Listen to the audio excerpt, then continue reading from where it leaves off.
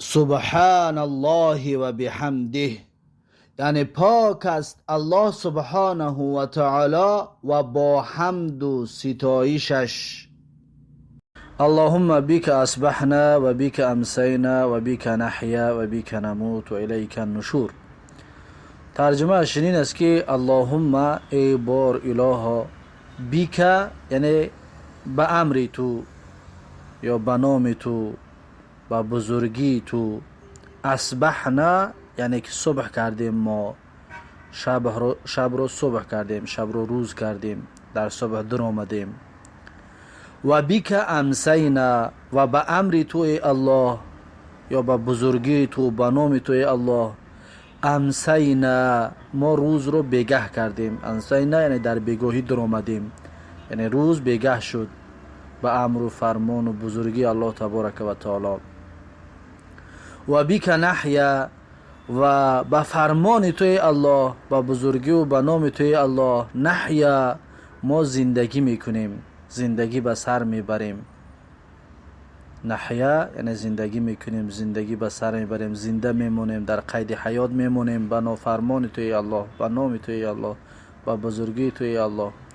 و بیک نموت و به امر و فرمان توی الله نموت ما میمیریم، به امر توی الله نموت ما میمیریم.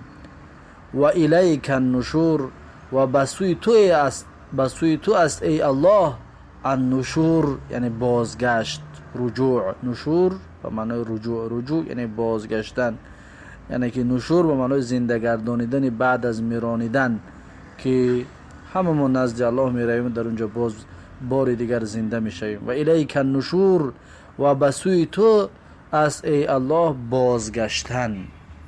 و این را وقتی بگه که میخونیم با برعکس میشه، اللهم بیک امسینا و بیک اصبحنا، و اون کلمه را جوش تغییر میتیم. ترجمهش هم به مثل همین است که ای بار اله، به فرمان تو بگه کردیم ما روز را و به فرمان تو صبح کردیم ما شب را. یعنی ترجمهش وقتی که یک تشک یاد گرفتی دیمش دیگر آسان تر است. بارک الله فیک برادرم.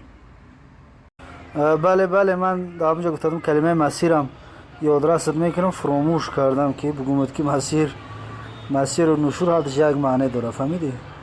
نشور مسیر هر دوش یک معنی داره، یعنی بازگشت. مسیر یعنی جای رفتن، جای رفتن یعنی که جای رفتن ما کجا است؟ نزد الله هست، یعنی جای بازگشت ما نزد الله هست. هر دوش به تاجیکی یک معنی داره، فهمیدی؟ نشور مسیر به تاجیکی یک معنی داره، یعنی بازگشت. بارک الله فیک.